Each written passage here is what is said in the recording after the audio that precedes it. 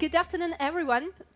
So glad to see a few of you. I think others are still during the lunch, but thank you so much for prioritizing your food over our inspiring and insightful, I hope, discussion today about making renewables cleaner.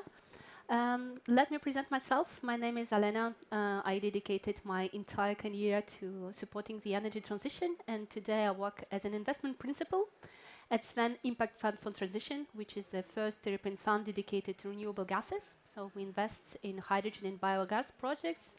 Since the creation of the fund, we raised almost $500 million. We invested half of it, and many more projects to come.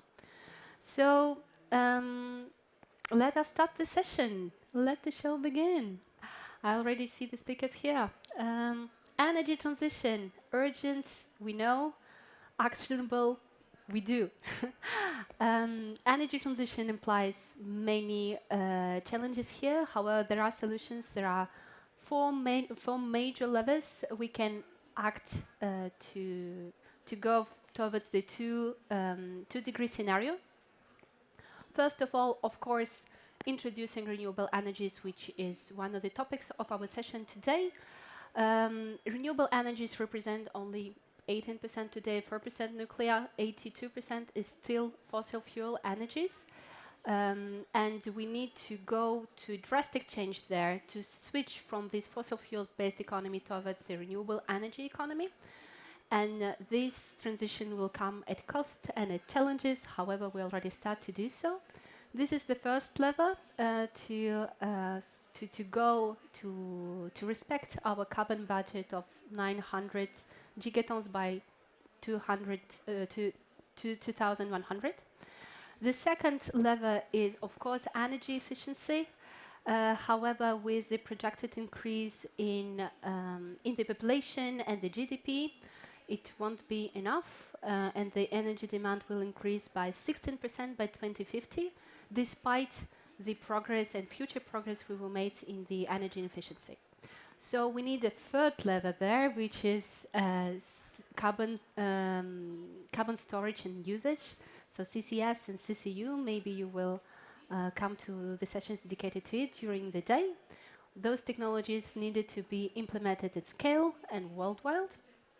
And last but not least, the fourth lever to thrill through these energy transition challenges is switching to these zero emissions energy carriers, such as electricity and hydrogen. Basically, all these four levers will need to be implemented together and at scale. And if I can do a small dive on the fourth one, switching to electricity and energy, we will need an extensive storage there. So the holy grail storage.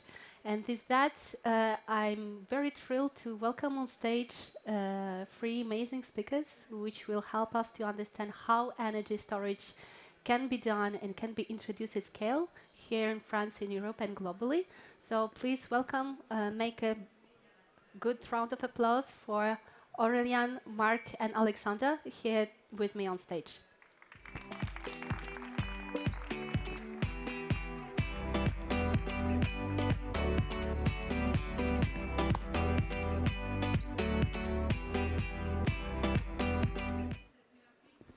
Good afternoon, gentlemen. Thank you so much for making your time here and now. So let me start by a small intro of yourself, and then we go to our panel discussion. So I'm very happy to welcome the closest to me, Marc, who is the CTO of Storelectric, which is a solution to store energy by compressing air in salt caverns and releasing this air when necessary. Next to him, we have Alexandre, who defined himself as a technology geek. I loved it. And who is working today on Gouach venture, providing a solution for, you will show us, I already see it, new generation of batteries. And last but not the least, Aurélien, who will explain us how the marine energy can provide us with extensive offshore here on shore. And yes, gentlemen, very welcome. Thank you so much. Thanks. Thank you. So maybe let us start with you, Marc. can you please explain me how your energy storage solution is is subscribed in the all palanquet of different energy storage solutions? We know that the two main axes for the energy storage to describe a solution is the energy, the quantity of energy we want to store, and the duration of the time we want to store it for. So Alexandre will talk a little bit about batteries, and if you can explain us where do you stand in? Well, on those two axes, we are at the big end. We start at 40 megawatts and work up to multiple gigawatts of scale. And in terms of duration, our initial geologies, we will be working from 4 hours to 12 hours, and then we will develop other geologies that will take us to 2 weeks. But I would argue that there's a third and very much forgotten axis of energy storage, and that is grid stability. All the grid stability solutions like natural inertia, grid congestion avoidance, curtailment avoidance, and things like that, our storage is naturally inertial, which means that we can deliver with one of our plants concurrently a range of services that would require 6 batteries of the same size, because they can only deliver one of those services at a time. Thank you so much. And maybe to continue on that, the cost of transition will be high. How cost efficient is your solution? Well, we are at a scale and duration that really can't be rivaled by the likes of batteries, where our levelized cost of storage is about 1/3 of batteries. So it's where batteries aspire to be in the mid-2030s. And that's even assuming that we're only trading one of those 6 elements, the energy element. So our technology is of the appropriate scale and duration that you need, because we're effectively trying to displace hydrocarbons from the market, carbon and hydrocarbons. So we need a solution that's on the scale of carbon and hydrocarbons. And nothing that we're doing at the moment for storage, apart from pumped hydro, is on that scale and we are the only ones available cost effectively, widespread potential at that scale. And therefore, with our technology, the energy transition will be affordable, reliable, and resilient. And without it, it won't. Well, that gives a lot of hope for me, because indeed diversification of the solutions to store a big amount of energy over a long period of time. Indeed, we cannot put pumped hydro everywhere on the globe. So yes, Yes, very, and very, very even if you delighted to could, hear it would that. be 3 times the size, and you'd be flooding valleys everywhere. Yeah, yeah, and you gave me 3 times the cost. backstage a very nice example just for you to represent the salt cavern. It's a big, massive storage. You can put Eiffel Tower in that.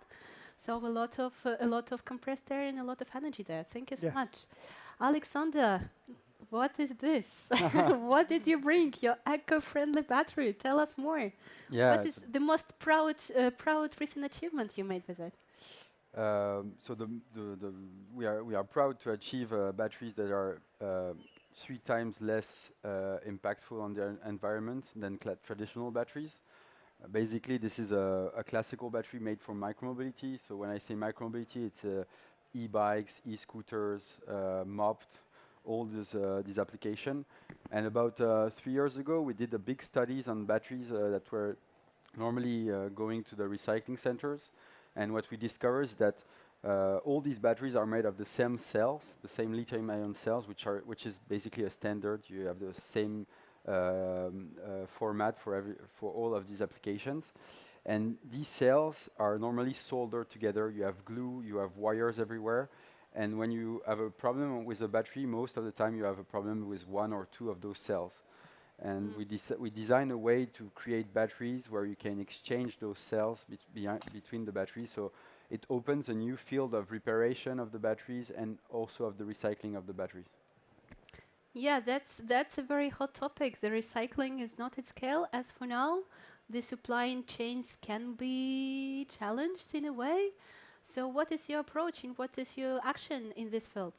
So we are not dealing with the recycling of the cells itself, but we are on the higher level, so meaning that we are trying to use the cells as much as possible instead of recycling cells that are not yet completely used.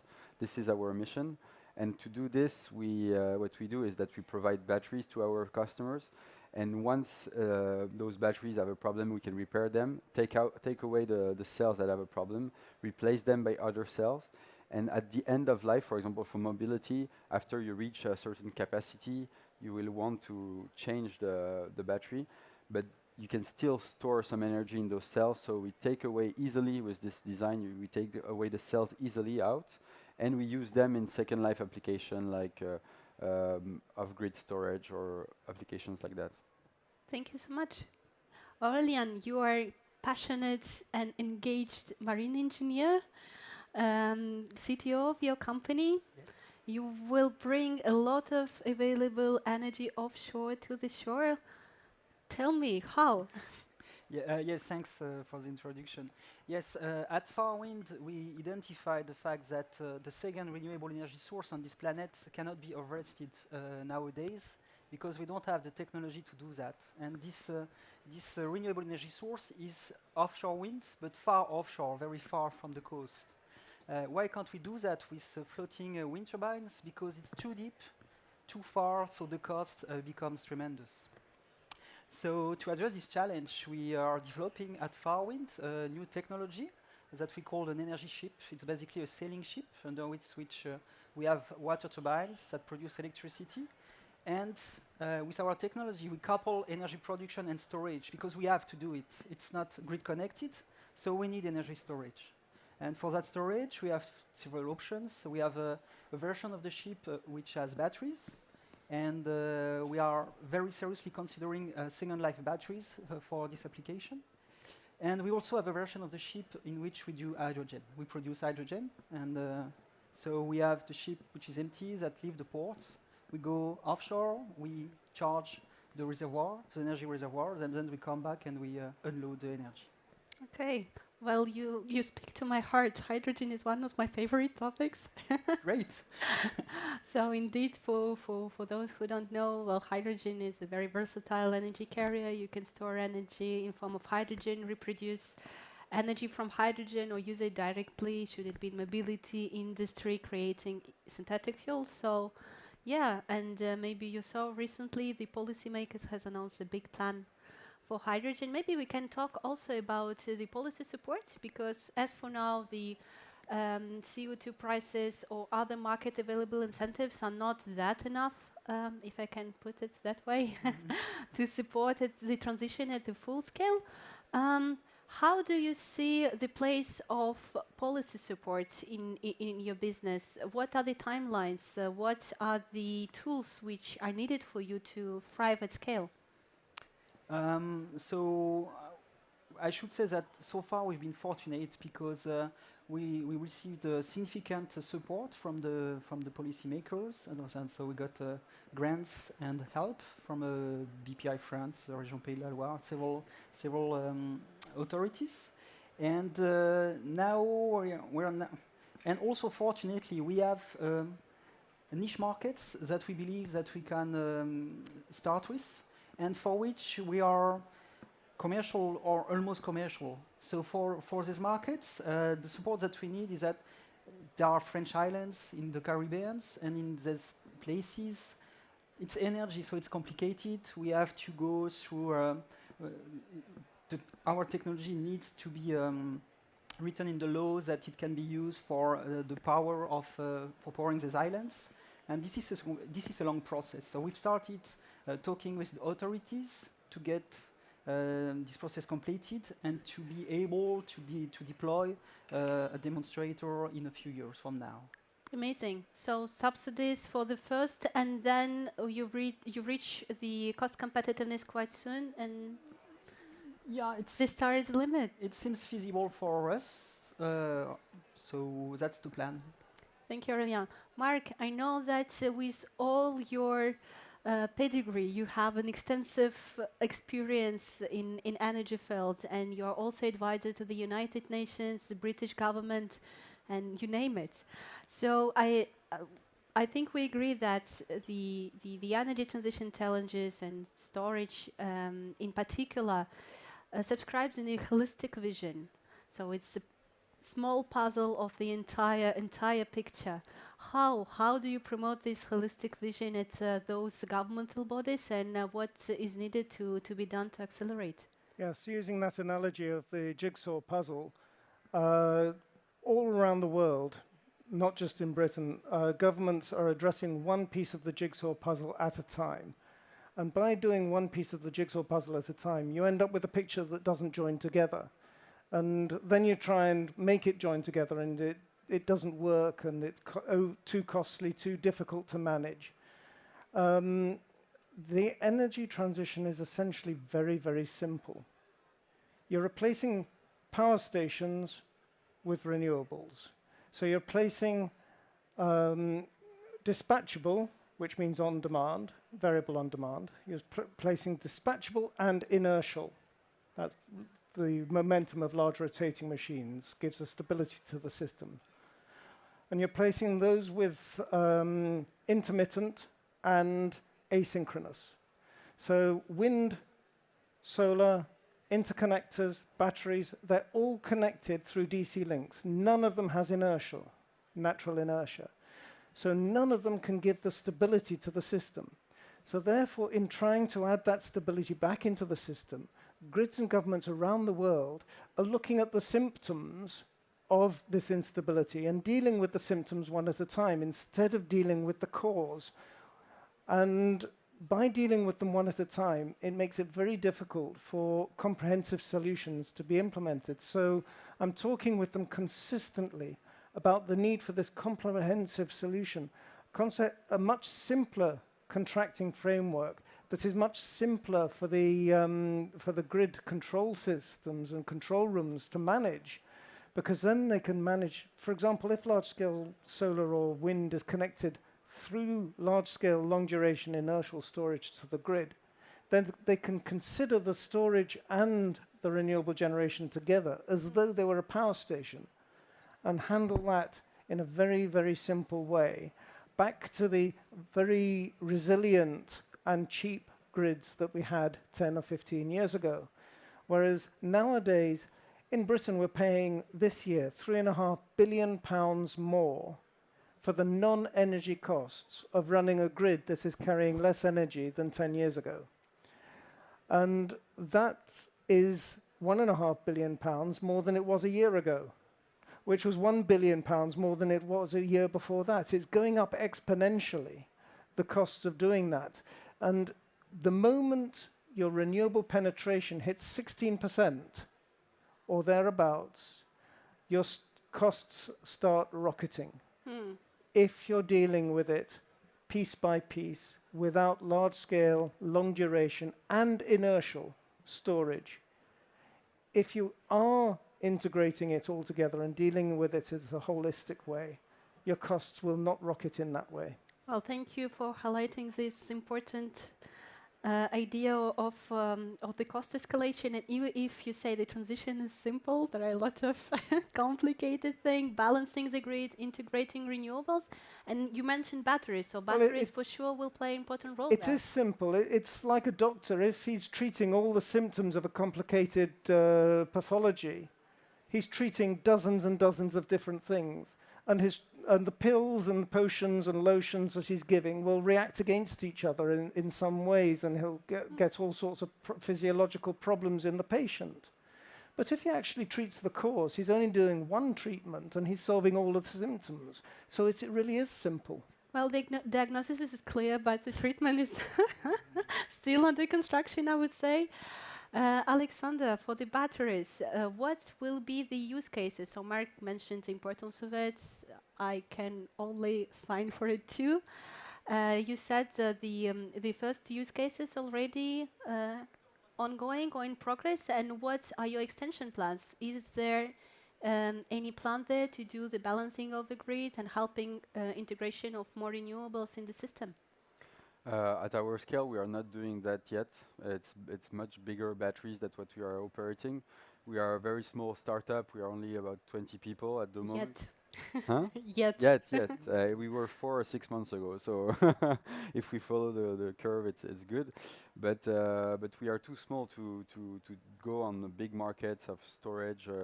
energy grid or even cars. So we try to prove, what we are trying to prove is that there's a circular economy that's possible based on the fact that lithium-ion cells can be considered as the consumable. So at the moment, on what we see, the complete battery is considered as consumable, so that when it's finished, when it doesn't work anymore, we destroy the complete battery. What we want to prove is that there's a way to dismantle properly the batteries and exchange the elements between them, and to close the loop. So we are more doing a demonstrator at this scale, where we operate the batteries with our clients, which are mainly micromobility operators, renting some scooters on the street. You see the Lime, the Dots, the Pony, and all those brands. We are renting the battery to them, providing a very clean solution, because we take care of taking back the battery when there's a problem, and using a second life usage for their cells. Yeah, thank you so much. You also highlighted the fact that, well, you're providing a cleaner energy source for small applications. At the same time, we need to deploy those applications at scale. So there is, a link between those two processes: decarbonization of energy production, storage, and distribution, and electrification and decarbonization of end users. So this requires parallel developments on the both sides. And maybe I can go turn to you, Aurélien, and say, okay, you are targeting already, the energy production, the energy storage. What other technologies and what other processes should be clean ones, of course, should be deployed and scale in order to help your business to materialize at the very high scale and in a very short time period?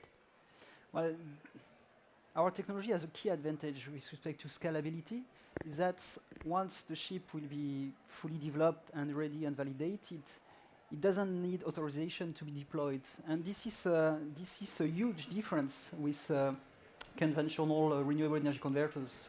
In France, to give an example, nowadays it takes between 5 to 8 years to build a new wind farm, whereas with our technology, as we are mobile energy converters, once the ship is built, sails from the shipyard, then it can start operating, and you don't need to ask any authorization to nobody.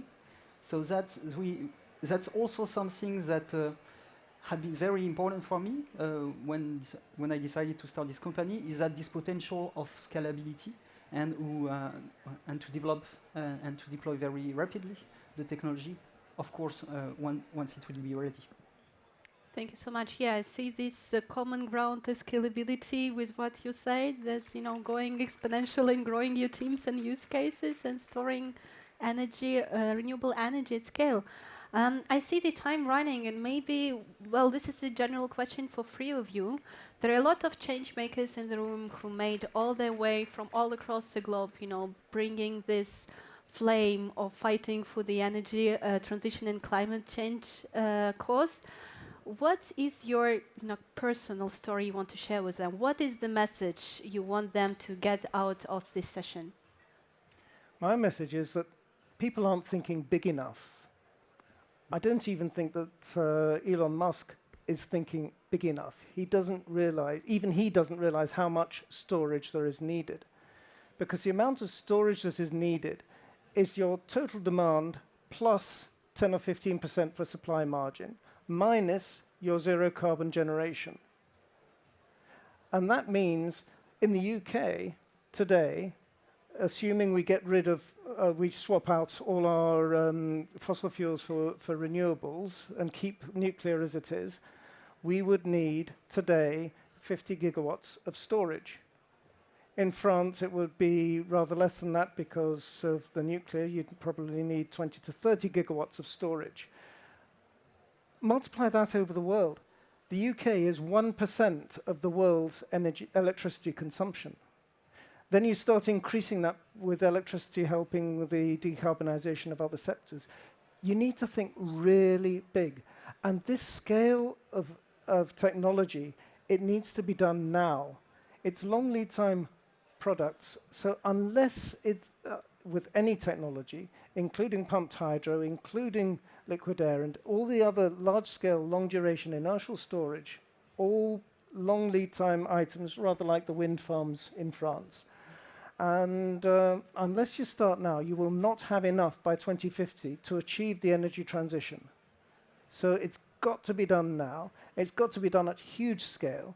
So the investors who get in and building the first of a kind now and investing in the company at this sort of stage have enormous upside potential. Thank you so much. So what I gave from you is a dream big. Alexander, what about you? Yeah, when we show what we are doing to people aware of battery, the question we have is always, but why don't everybody does it already? It looks simple, so why is it done? And people tend to question the fact that we don't solder the cells together. They say, everybody is soldering the cells together, so why don't you do? And there's a problem in your technology. And in fact, the only thing that we realized is that it's because we don't come from the battery industry, because we didn't know it was considered as impossible, that we went and just tried to do a solderless technology of batteries, and that worked. So in the end, just don't consider the status quo of the technology as given. Just try it. Just try it. Just do it. Bring a fresh look to the status quo. Thank you so much. Aurélien. It's really hard for me because I agree with you guys, and I'm not sure what I can add. Think big and really, really big. I fully agree with that. There is a very interesting study that was published like 4 years ago by Mark Jacobson. He's a professor in the US, in California. And he made a scenario of how could we replace all fossil fuels by renewable energy converters, right? Yep. And in his study, he showed that basically it's feasible, totally feasible, but we need to multiply the number of wind turbines by 40 in comparison to what it was in 2018. And at that time, there was already 400,000 wind turbines in the world. So it's a huge, huge, huge change.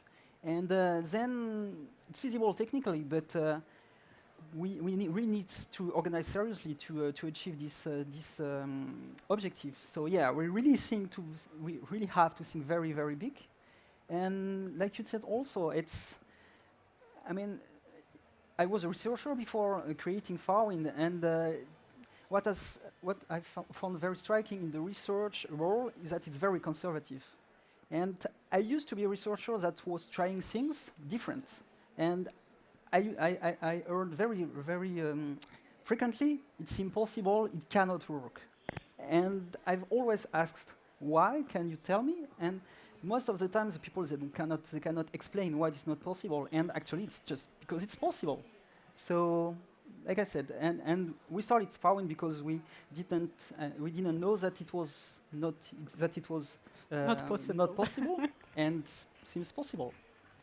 So I agree with you. I would add to that, don't just think big, think strategically and think long term. Grids and governments and investors out there are looking for a quick return on their capital, a quick solution to the problem. For as long as they're looking for the quick solutions, they're not finding the strategic solutions. There are forecasts out there, Breakthrough Energy, that Bill Gates and others have analyzed the American market. We've analyzed the European markets, and National Grid's analyzed the British market. Basically, you need to more than triple the size of the electricity grid just to decarbonize it. And that's before you start to support the decarbonization of any other industry. But that's only if you do it without thinking strategically, without building in our sorts of technologies at the right scale, and without using the right technologies for the right things. There are too many things that are being used in the wrong place. So trying to use batteries are absolutely great up to 20, 40 megawatts, up to 1 to 2 hours. Trying to use it too big for that, you're building in cost and complexity and problems. I and absolutely agree with goes you. on. Yeah. There is a need for adaptive solution, and maybe to what you said, Aurélien, I would add, like consider all solutions. You know, you target all the different areas of the energy storage puzzle. For the long-term storage, big quantity of energy. For the scooters, and small amount of energy be usable here and now, and this unlocking this enormous potential for offshore. on this. Gentlemen, thank you so much. I give those messages for me. Dream big. Challenge the status quo, consider all solutions and go for it. Nothing is impossible. Thank you for that. And please welcome me in giving a big round of applause for Mark, Aurélien and Alexandre. Thank you so much, gentlemen. So, I feel inspired. I hope you too. We spoke about energy storage here and now, what is happening today. And let us project ourselves a little bit in the future. 2050, it sounds like a very crucial year for the human history with respect to the climate change and energy transition. We spoke about renewables. We spoke about integrating intermittent renewables such solar and wind in the grid using different store solutions. But what about other low carbon energy sources? Let us speak about fusion. The nuclear research has been here for decades and will be there for decades, providing different solutions, different applications, including the clean energy. And it is very energy efficient. It can be 4,000 times more efficient than oil and coal. We need to ditch at some point of time. So I'm very delighted to welcome Tony Donné, which is CEO of EUROfusion, and which is a very prominent nuclear scientist here with me on stage. Welcome, Tony. Please have a seat. Yeah, be close. Thank you so much. I feel, like representing 28 European countries leading this fusion research. Thank you so much for making it. It's my pleasure. So it's great to be here. Yes, thank you so much. For me, fusion sounds like a futuristic movie a bit. I'm fan of physics and fan of all long-term consequences. Can you please explain to me and maybe people in the audience in a very simple terms, how will the sun work on Earth? Yeah, this is, well, you just said in the previous session, dream big, and that's what we're doing, because the mother of all the energy here on Earth is basically fusion. It's the energy source of the sun. Everything, fossil fuels, wind energy, solar energy, everything here on Earth comes essentially from the sun. So it could be much more efficient to try to mimic what the sun is doing and do it on Earth. So how is it working? We start with hydrogen, actually your field of research, and we smash hydrogen atoms together. So when you put two hydrogen atoms together, and we use special forms of heavy hydrogen, deuterium and tritium, you create a lot of energy. And that's fantastic. And the sun is working already for millions of years. And if we do it on Earth, it really is very efficient. We just earlier this year, we made a world record fusion energy. Was 60 megajoule, it's not so much, but we only needed 170 microgram of the deuterium and tritium fuel, which is nothing. If you would do that with coal, you would need 4 kilograms. So we want to create the sun on Earth. What we need to do is we need a gas of hydrogen and so deuterium and tritium. We need to heat it to 150 million degrees, so 10 times as hot as the sun. Because in the sun, the gravity pulls all the atoms together. On Earth, we cannot do that. But 150 million we can make. We do that already daily in our laboratories. So we have a gas of 150 million degrees, but we cannot have it in a vacuum vessel. We cannot have it in a big chamber because it hits the wall and it cools immediately. So what we do is we make use of the fact at these very high temperatures, all the particles are charged. And charged particles you can hold with magnetic fields. So we have this hot gas, which is more or less floating. It's levitating in our vacuum chamber. We need a little bit of fuel only, so the gas is under a very low pressure, and we can do it. So as said, we have already the first test reactors working. We are working now on a follow-up reactor, and we do that with all the well, not all the countries, but let's say all the important, well, important is not fine. let's say all the countries like Japan, China, Korea, India, Russia, United States and Europe, we build a big reactor in southern France. And that reactor will give 500 megawatt of fusion energy versus 50 megawatt of input energy. I think what you mentioned, you know, making different countries working all together in this time of adversity, it's already an achievement in itself.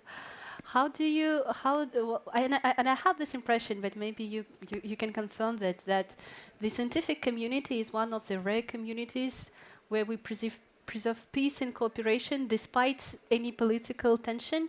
How do you see it from the inside? How do you know make prosper this united scientific spirit in your teams? Well, this is certainly something which is recognized in fusion. Actually, the ITER project, which I just mentioned, was initiated by Reagan and Gorbachev during the first summit in 1985. And that was, for me, the reason to start working in fusion. So I'm already an old dinosaur here. More recently, Ukraine joined us. So Ukraine joined EUROfusion in 2017. And I was in a meeting in ITER where I announced that.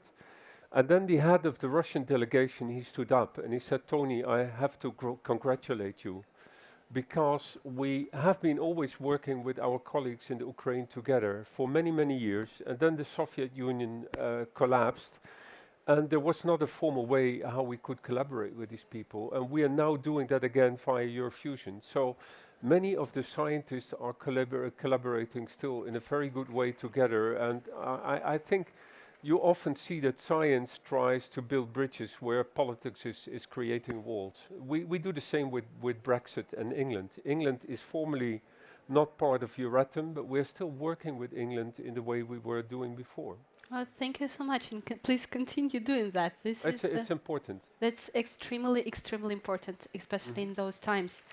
What you explained me, so recreating the sun on the earth makes a lot of effort from different scientists all over the globe. However, result is low carbon energy, less waste, and also in a way, abundance a big amount of energy. So for me, it's the idea, it supports the trend which we may written this futuristic book saying, okay, the city will be mega cities, the demand will be aggregated, and so from my perspective, the solution you're working on is definitely suited to this reality, well, to this future, let us say. However, what I can observe after the COVID situation, etc., and some other trend in the energy system, we've been talking about storage. There is a decentralization effect in a way, you know, producing energy locally, you know, going for larger energy dependence, diversification of renewable energy production. And so here my question is twofold maybe. How do you see this trend? Well, put out your crystal ball, say me how do you see the future happen between with centralized aggregated demand or decentralized energy production? And maybe another one about about the cost associated to the solution. How much should we put in the research today? How much should we put in the first reactors in order to provide clean, affordable energy for all? Yeah, very, very good questions. So well, what we see, I live in Germany. I'm not German. I'm Dutch with a French name, but in Germany, I've seen that Germany itself is investing 30 billion per year now in solar and wind. They do that since the start of the Energiewende in 2011. What I also see is that the CO2 emission by electricity generation is still at the same level. The last 2 years was a little bit lower, but that was mainly because of COVID. So the reason is they used renewables to phase out nuclear, so it is basically not helping for the CO2. And then the other part, they have too much energy in Germany, and they try to give it then to neighboring countries. And sometimes the neighboring countries are not too happy. So and what is missing there is really large-term storage, which Mark was talking about before, which is very important, or other baseload electricity. So something which can really take over from fuel, because what happened in Germany, despite there's so many renewables, the fossil fuel usage is still the same as it was 10 years ago. So we need something there, and fusion could fill that gap. So this is very important. Then the cost picture of fusion.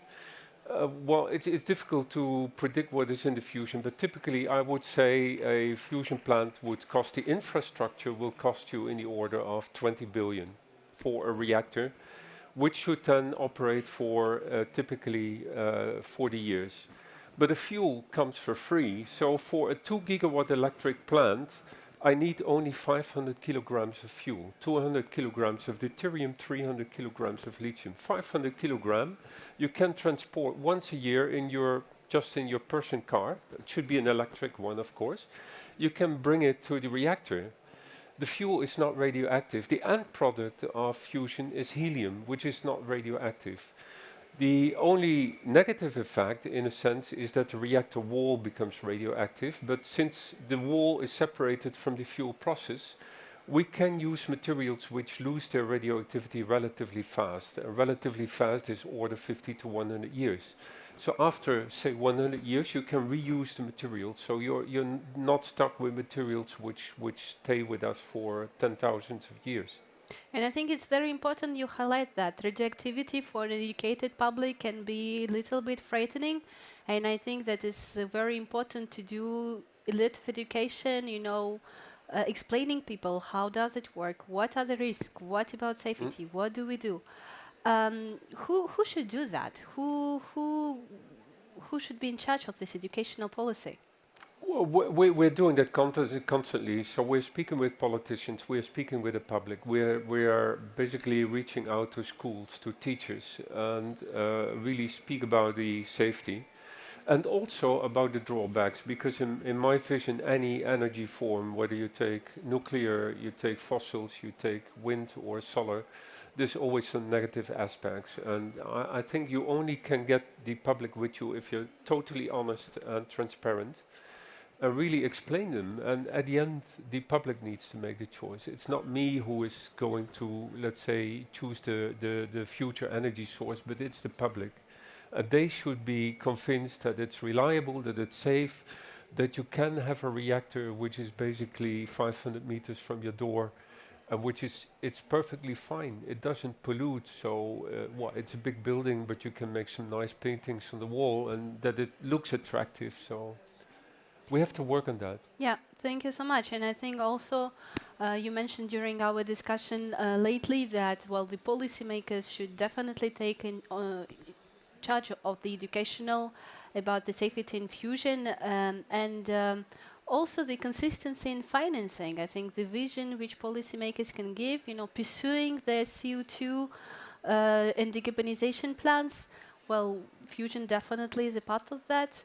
However, they need this long-term vision, because you told me that the materialization of the projects will wait maybe 2 to 3 decades from now.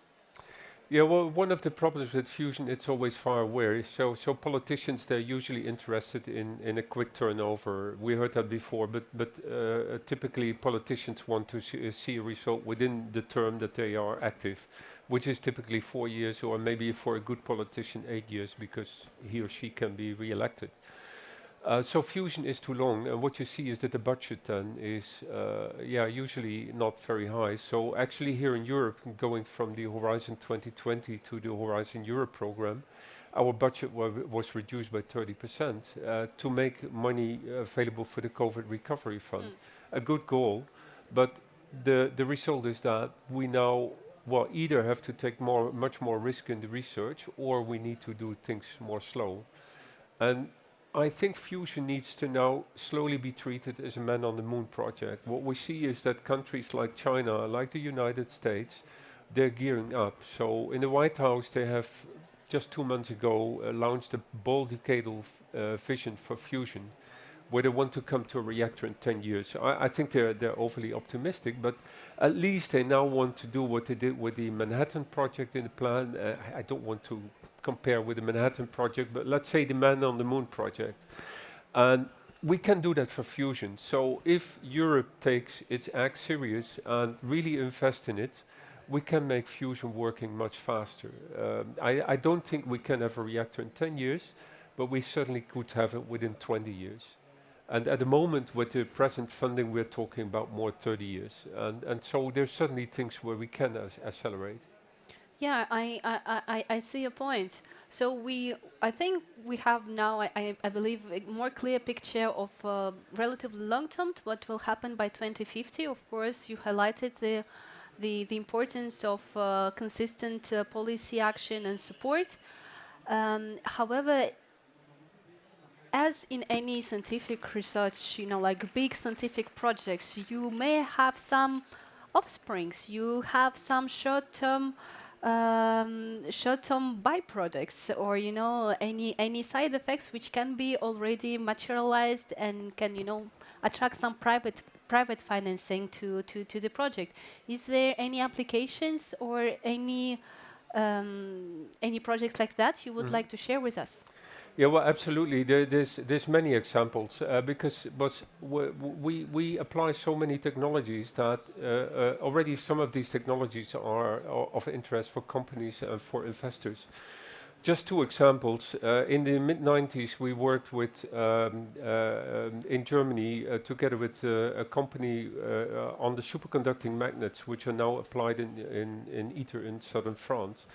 The company got a number of patents, and with these patents, they have now become the world leader in medical resonance imaging equipment, and they have a yearly turnover of 1.5 billion a year. So it's really big.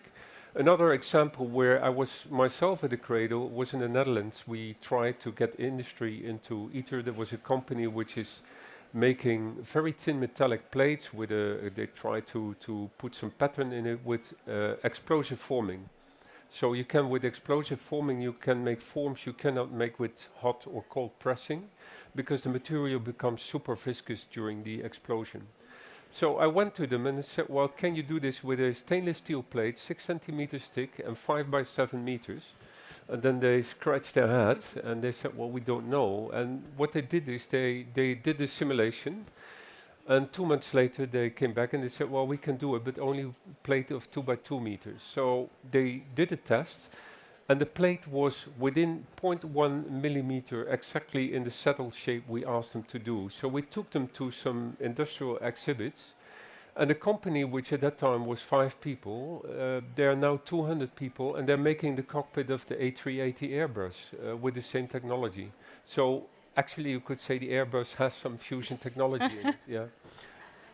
Okay. And there's many more examples, but let me stick to these two to not make it too long. That's very impressive, and it's gives already results of your work already today.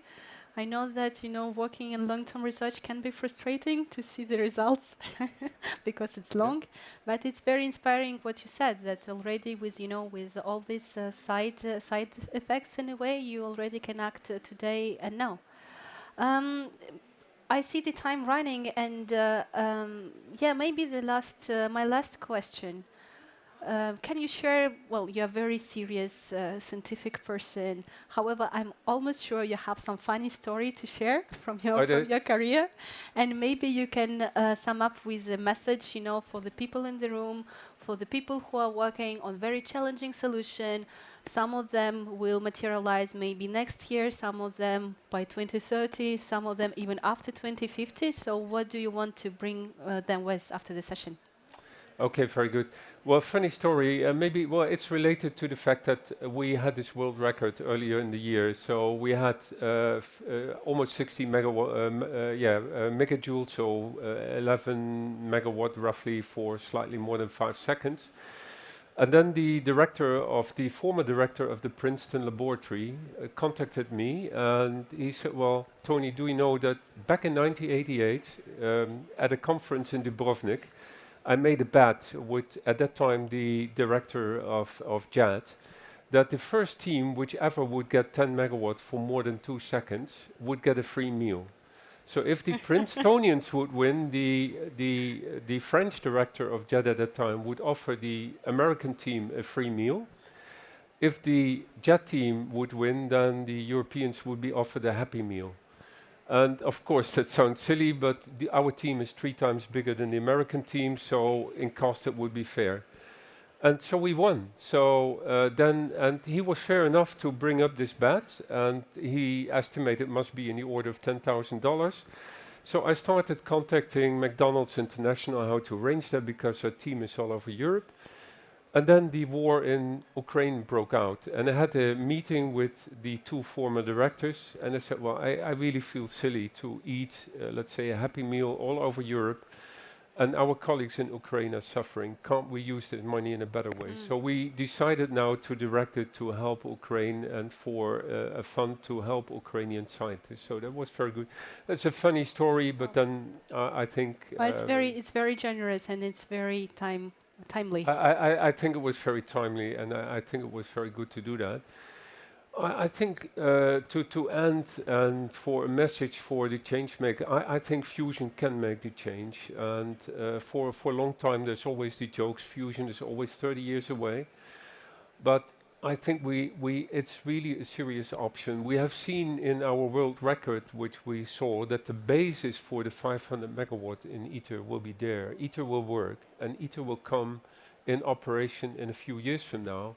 And then the next step is a demonstration reactor. We are working on that. The reactor will be finished, the design will be finished by the end of this decade. And then we are going to go in the full engineering design and the construction.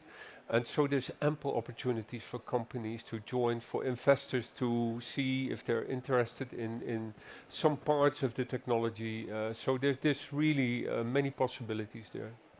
It's an exciting field. Thank you so much for sharing your excitement and your expertise with us today. And Tony, thank you very much. Thank you. Take care. Talk to you very soon. Take care, yeah. Thank you.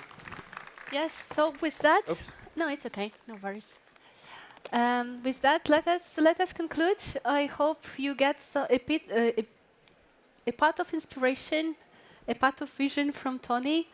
Just maybe to sum up, making energy transition happening and making renewables clear is a big challenge. It relies on all of us in the room. So we have these 4 levers, going to renewables and actioning the storage and other decarbonized energy vectors to make it happen. Electricity and hydrogen using CCS, CCU, making part of all the solutions, including nuclear. And yeah, let us get to work. Let us finish this session and let us go and work. So with that, I take the inspiration of Dream Big, of challenging the status quo and considering all the solutions, and I suggest you do so too. Thank you so much.